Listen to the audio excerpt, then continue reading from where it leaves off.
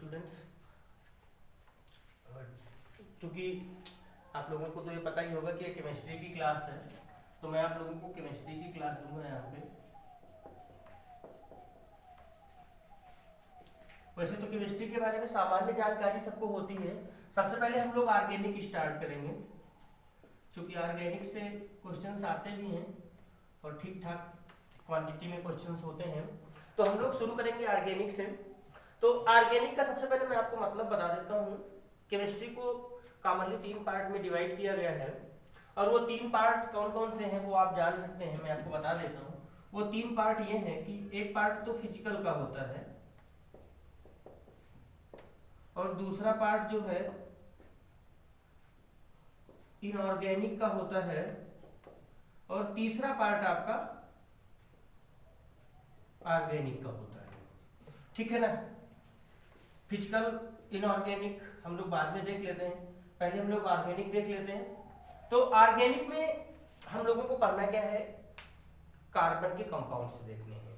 लेकिन एक बात ध्यान रखिएगा, कार्बन के सभी कंपाउंड ऑर्गेनिक के अंतर्गत नहीं आते हैं। यानी कार्बनिक रसायन के अंतर्गत आपको केवल कार्बन के यौगिकों से मतलब नहीं है, कुछ ऐसे भी कंपाउंड्स हैं जो ऑर्गेनिक में नहीं आते हैं, तो मैं आपको केवल वो बता दूंगा। और सामान्य तौर पर आप याद रखेंगे कि ऐसे सभी यौगिक जिनमें कार्बन होता है वो कार्बनिक होते हैं। जिनमें कार्बन होता है वो सभी क्या होते हैं, कार्बनिक होते हैं। लेकिन कुछ ऐसे भी कंपाउंड हैं जिनको आप इनऑर्गेनिक के अंतर्गत पढ़ेंगे, उनमें ऑक्साइड हैं।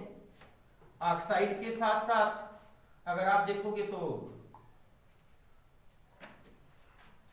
मेटल कार्बोनेट, जो मेटल कार्बोनेट हैं, या मेटल साइनाइड हैं, ये जैसे ऑक्साइड्स में आप देखोगे तो CO2 है, या CO है, या C2O3 है। कार्बोनेट्स में देखोगे तो Na2CO3 है, या NaCN है। तो ये कंपाउंड जो है वो इनऑर्गेनिक के अंतर्गत आएंगे। बाकी कार्बन के कॉमन कंपाउंड्स जो हैं वो ऑर्गेनिक की श्रेणी में आते हैं। तो हम लोग ऑर्गेनिक स्टार्ट करेंगे। और तो ऑर्गेनिक का पार्ट आप थोड़ा सा, मैंने जो आपको बता दिया, आप उसको थोड़ा सा बहुत रफली याद रखिएगा कि कार्बन के कंपाउंड पढ़ने हैं। सबसे पहले हम देख लेते हैं कि कार्बनिक यौगिकों के स्रोत क्या है। तो आपको एक लाइन याद रखनी है, वो ये है कि लगभग सभी कार्बनिक यौगिक जीवों में पाए जाते हैं। लगभग सभी कार्बनिक यौगिक जो हैं उनका जो मुख्य स्रोत है वो जीवधारी हैं। यानी जीवधारियों का मतलब जंतु हैं, वनस्पतियां हैं, ये सभी कार्बनिक यौगिकों का स्रोत है, और ये कार्बनिक यौगिक इन्हीं से प्राप्त होते हैं। ठीक है।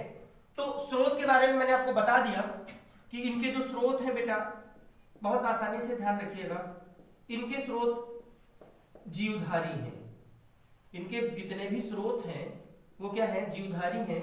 यानी सभी के सभी जो कार्बनिक यौगिक हैं वो जीवधारियों में पाए जाते हैं, यानी लिविंग ऑर्गेनिज्म में पाए जाते हैं, यानी सजीवों में पाए जाते हैं।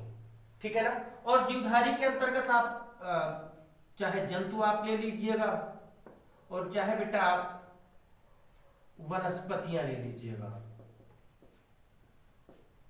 जंतु और वनस्पति दोनों जो हैं वो ऑर्गेनिक के स्रोत हैं। ठीक है ना। उसके बाद देख लेंगे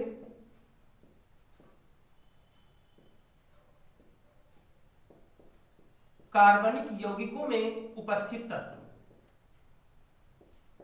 ये कॉमन सी चीजें हैं जो शुरुआत में हमको पता होना चाहिए। तो उपस्थित तत्व कौन से होते हैं कार्बनिक यौगिकों में? तो सभी कार्बनिक यौगिकों में बेटा कार्बन होगा। ठीक है ना। ज्यादातर कार्बनिक यौगिकों में यानी लगभग सभी में हाइड्रोजन होगा, और ऑक्सीजन होगा, नाइट्रोजन भी पाया जाता है। इसके अलावा हैलोजन होंगे, एक्स को हैलोजन बोलते हैं, अभी मैं बता दूंगा आपको। और इसके साथ साथ कभी कभी फास्फोरस होगा। यानी कार्बनिक यौगिकों में इतने तत्व सामान्य तौर पर उपस्थित रहते हैं: carbon, hydrogen, oxygen, nitrogen, halogen and phosphorus. जहां पे जो एक्स लिखा हुआ है, एक्स मींस बेटा हैलोजन होता है, हाइड्रोजन को डिनोट करेंगे बेटा एक्स से, एक्स हाइड्रोजन है, और हाइड्रोजन बेटा 4 होते हैं, FCl Bri। नाम याद रखिएगा बेटा हाइड्रोजन के, आप लोगों से पूछा जाता है। तो हाइड्रोजन आपके सामने होंगे FCl Bri। यहां पर आप लोग देखिएगा कार्बनिक यौगों में जो उपस्थित तत्व है, कार्बन सब में होगा, लगभग सभी कार्बनिक यौगों में हाइड्रोजन भी होता है। इसके अतिरिक्त ऑक्सीजन होगा, नाइट्रोजन भी हो सकता है, हाइड्रोजन हो सकता है एंड फास्फोरस हो सकता है। सामान्य तौर पर यौगिकों में, कार्बनिक यौगिकों में आपके ये तत्व उपस्थित रहेंगे। बंध के प्रकार आप देख लीजिएगा, बंध या इसको आबंध बोलते हैं बेटा, इंग्लिश में बॉन्ड बोलते हैं। बंध के प्रकार यानी टाइप ऑफ बॉन्डिंग।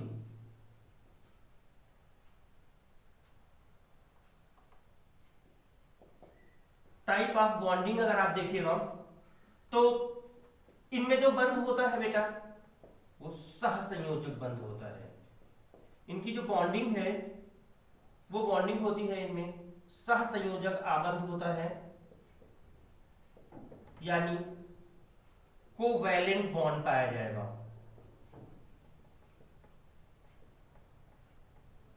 ठीक है, तो कार्बनिक यौगों में आपको यह देख लेना है, ऑर्गेनिक कंपाउंड्स पढ़ रहे हैं हम लोग, यानी कार्बनिक यौगिक।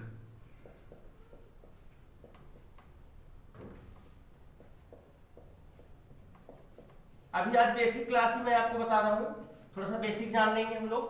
तो ऑर्गेनिक का बेसिक मैंने आपको बता दिया है। ऑर्गेनिक कंपाउंड्स कार्बनिक यौगिक हम लोग पढ़ेंगे, जिनमें हम लोग देखेंगे स्रोत। तो इनके स्रोत के बारे में मैंने आपको बता दिया कि इनके स्रोत जंतु और वनस्पतियां हैं, यानी सभी जीवधारियों में होते हैं। कार्बनिक यौगिकों में उपस्थित तत्व, तो कार्बनिक यौगिकों में कॉमनली आपको carbon, hydrogen, nitrogen, oxygen, hydrogen और फास्फोरस आपको मिल जाएगा। यहाँ पे एक्स हाइड्रोजन है, 4 हाइड्रोजन होते हैं, नाम याद रखिएगा बेटा, FCl Bri। और F से बेटा फ्लोरीन, Cl से क्लोरीन, Br से ब्रोमीन और I से आयोडीन होता है। यहीं पर आप आबंध के प्रकार देख लीजिएगा, तो जितने भी सामान्य तौर पर जो कार्बनिक बंध यौगिक होते हैं उनमें सहसंयोजक आबंध पाया जाता है, यानी कोवैलेंट बॉन्ड उपस्थित रहता है। यानी कार्बनिक यौगिकों में जो बॉन्ड होगा वो कौन सा बॉन्ड होगा, कोवैलेंट बॉन्ड होगा। तो ये आपको बेसिक जानकारी है जो आपको ध्यान रखनी है, ठीक है ना। अभी और कुछ चीजें ऐसी हैं जो ऑर्गेनिक पढ़ने से पहले हम लोगों को जान लेनी है, तो इसके बाद हम लोग आगे देखेंगे।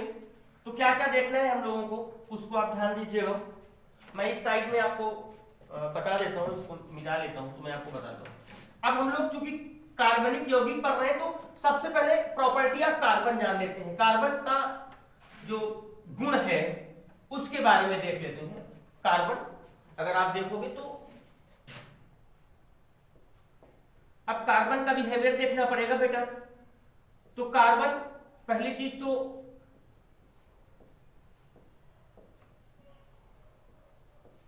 इसका परमाणु क्रमांक बेटा 6 होता है, ठीक है। परमाणु द्रव्यमान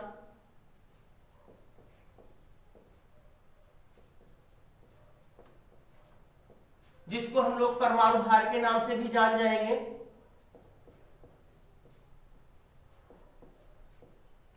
इसी को मोलर द्रव्यमान भी कह लिया जाता है।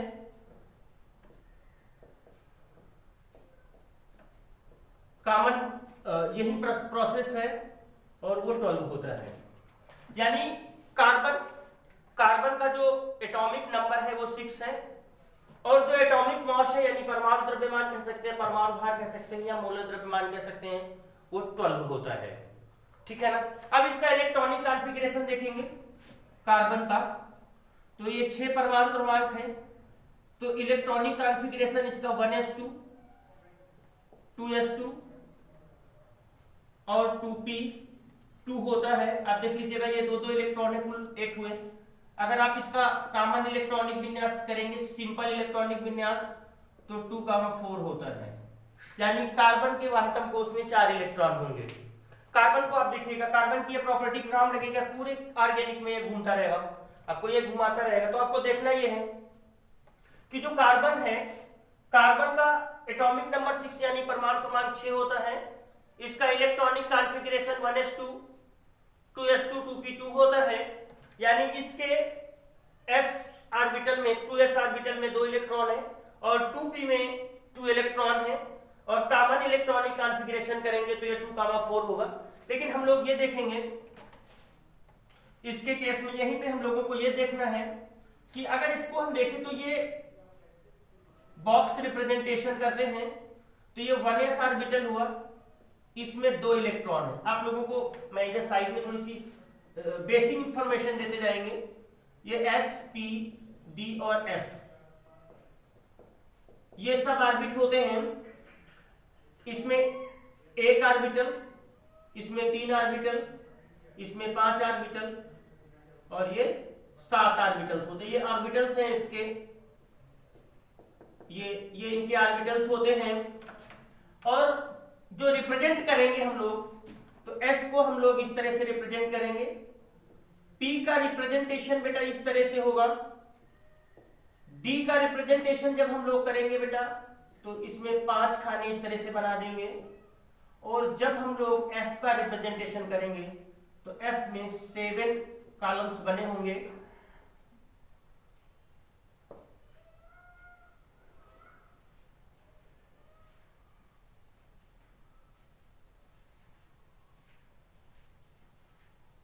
इस तरीके से ये s ऑर्बिटल्स होंगे, ये p होंगे, ये d होंगे और ये f होंगे।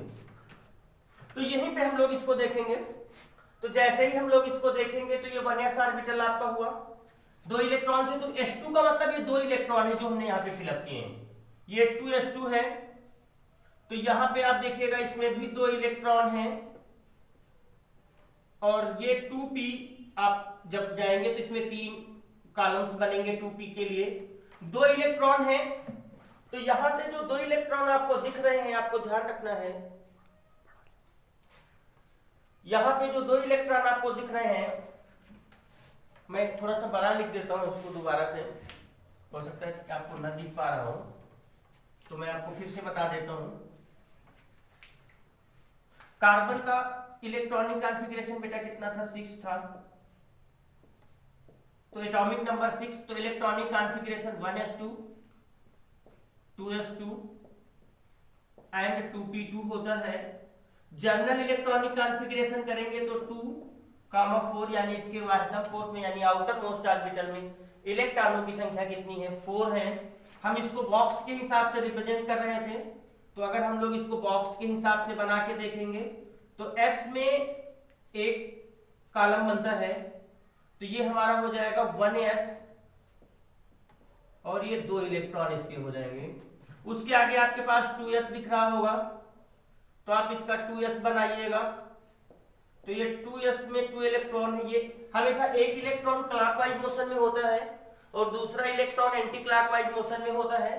तो क्लॉकवाइज इलेक्ट्रॉन को हम लोग सीधा करके बनाते हैं तीर के द्वारा, और एंटी क्लॉकवाइज इलेक्ट्रॉन को हम लोग डाउनवर्ड करके यानी नीचे की तरफ करके दिखाते हैं। यानी ये क्लॉकवाइज मोशन को शो कर रहा है और ये एंटी क्लॉकवाइज मोशन को शो कर रहा है। मैग्नेटिज्म में काम आएगा अभी बाद में। अब उसके बाद हम लोग देख लेंगे P को। P में आप देखेंगे 3 कॉलम बनते, इलेक्ट्रॉन 2 है, तो ये एक एक करके फिलअप होते हैं। ये इस तरह का आपको कॉन्फ़िगरेशन देखने को मिल जाएगा। और जो ये कॉन्फ़िगरेशन आपको मिलेगा, ये कब का है? आप ये देखिए, ये सामान्य अवस्था का है। ये किसका है? आप ध्यान दीजिएगा,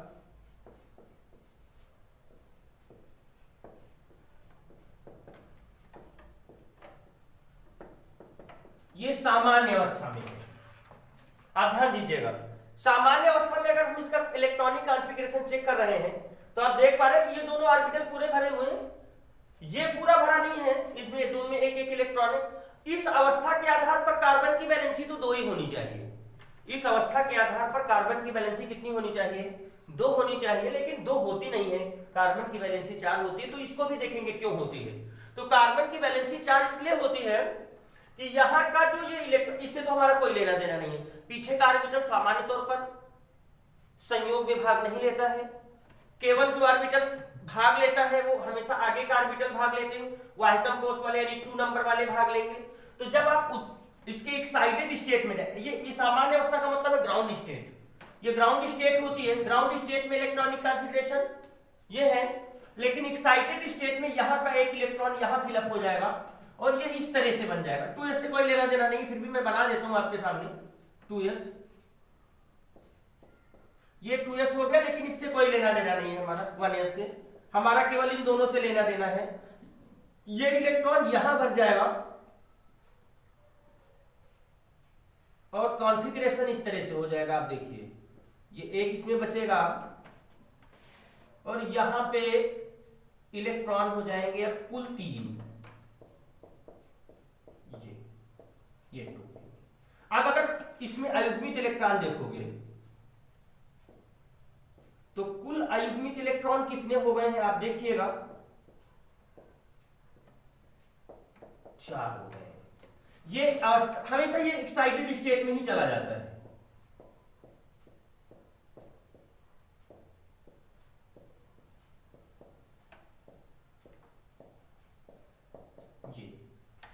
ये कंडीशंस आप देख लीजिएगा। अब आप क्या समझ पाए? आपको इलेक्ट्रॉनिक कॉन्फ़िगरेशन मैंने बता दिया। ये आपको जानने की जरूरत पड़ेगी, तभी आप ऑर्गेनिक जान पाओगे। बहुत सरल होती है ऑर्गेनिक, ज्यादा कुछ नहीं है। आप उंगलियों में मैं सिखा दूंगा आपको। अभी आप इसको देखिएगा। मैंने बताया कि कार्बन का इलेक्ट्रॉनिक कॉन्फ़िगरेशन कितना है, 6 है। 6 का हमने इलेक्ट्रॉनिक कॉन्फ़िगरेशन किया, इलेक्ट्रॉनिक विन्यास किया है, तो 1s2 2s2 2p2 हुआ है। हमने इसको बॉक्स के हिसाब से दिखाया। एस में एक कॉलम बनता है, मैंने एक कॉलम बनाया और आप देखिए कि इसमें 2 इलेक्ट्रॉन भर दिए। 2s में 2 इलेक्ट्रॉन, 2p में 2 इलेक्ट्रॉन। अब 1s में तो कोई लेना देना नहीं, क्योंकि ये पीछे का ऑर्बिटल है। वाहितम कोष के ऑर्बिटल का जो पेयर्ड इलेक्ट्रॉन है, जो ये युग्मित इलेक्ट्रॉन था, पेयर्ड इलेक्ट्रॉन था, ये क्या होगा, आगे के ऑर्बिटल में चला जाएगा एक्साइट होकर के, यानी एक्साइटेड हो जाएगा, उत्तेजित हो जाना। मतलब एक तरीके से आप ऐसे समझ सकते हैं कि यहां से ये उछल के यहां चला जाएगा और इस तरीके से इसमें कुल अयुग्मित इलेक्ट्रॉनों की संख्या कितनी बन गई है, 4 बन गई है। इलेक्ट्रॉन को हम ई से शो कर लेते हैं, थोड़ा सा जल्दी हो जाता है। तो अब इसकी संयोजकता देखेंगे। तो आपको परमानेंट याद रखना है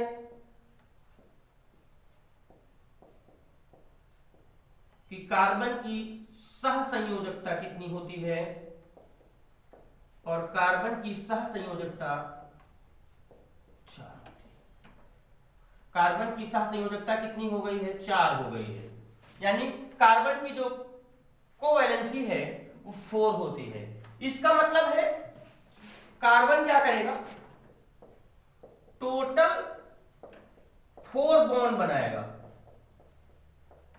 कार्बन क्या करेगा, कार्बन की सहसंयोजकता कितनी होती है, 4 होती है। और 4 होने का मतलब है कि कार्बन टोटल जो बॉन्ड्स बनाएगा वो 4 बनाएगा। यानी कार्बन की टोटल बॉन्डिंग कितनी होगी, 4 होगी। और कार्बन अपने 4 बॉन्ड्स को इन 4 टाइप से दिखाएगा। आप देख लीजिएगा। तो ये 4 बॉन्ड्स, ये सभी के सभी सिंगल बॉन्ड हो सकते हैं, यानी 4 सिंगल बॉन्ड हो सकते हैं, या 2 single bond and 1 double bond. यहां पे आप देखिएगा,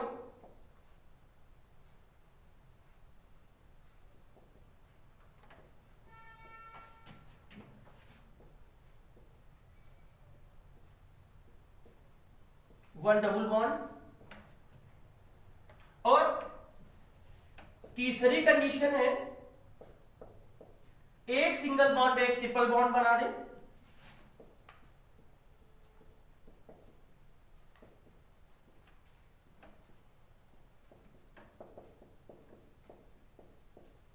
ये बना देगा। और एक कंडीशन और आती है, ये 2 डबल बॉन्ड बना देगा, यानी 2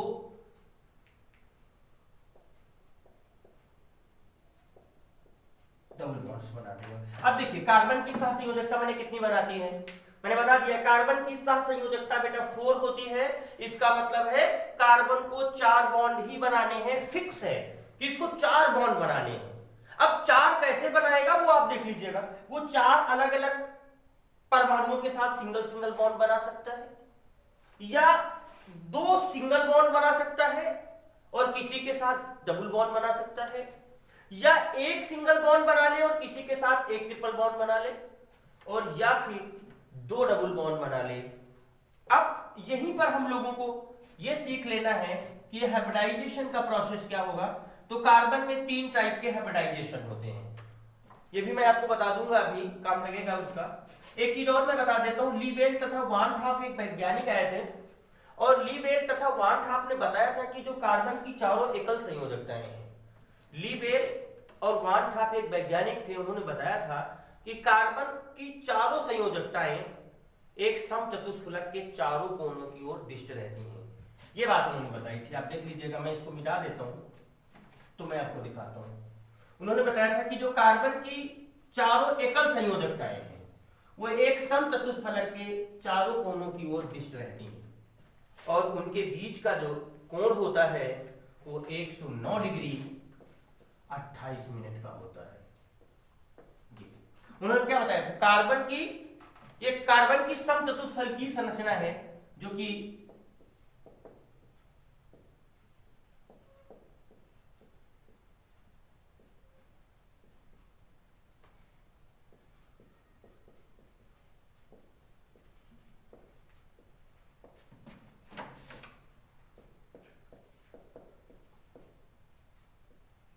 समचतुष्फलक की संरचना है, और देने वाले वैज्ञानिक का नाम है लीबेल। याद रखिएगा ये नाम, लीबेल तथा वान हाफ। लीबेल तथा वान हाफ ने दिया था कार्बन की समचतुष्फलक की संरचना, और इसमें आपको 2 संयोजकताओं के बीच का कोण उन्होंने बताया था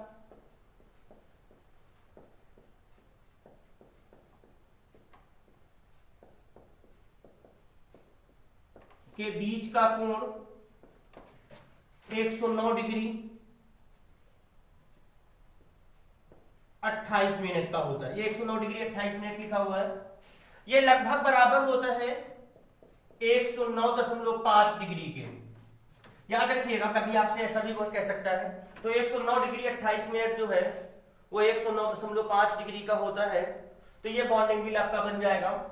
और ये समचतुष्फलक की संरचना थी जो उन्होंने दी थी।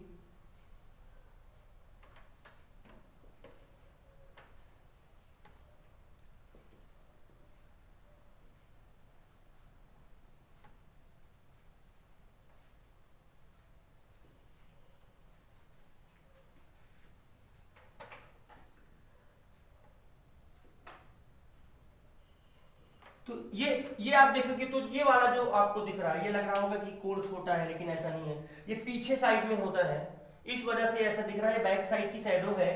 तो यहाँ पे सभी कोण जो हैं वो 109 डिग्री 28 मिनट की है।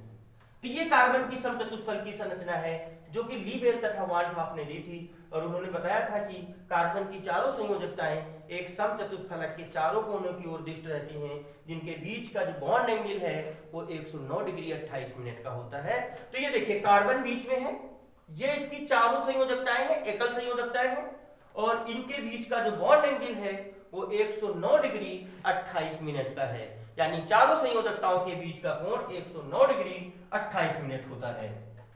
ठीक है, तो उसके बाद हम लोगों को अगला टॉपिक जो देखना है वो कार्बन में संकरण देखना है। तो कार्बन में संकरण जो है वो कितने टाइप का होता है, ये सारी चीजें देखने के बाद ही हम लोग ऑर्गेनिक पढ़ेंगे। ये बेसिक है इसका। तो कार्बन में बेटा संकरण, कार्बन 3 प्रकार के संकरण दिखाएगा, sp3, sp2 और sp संकरण।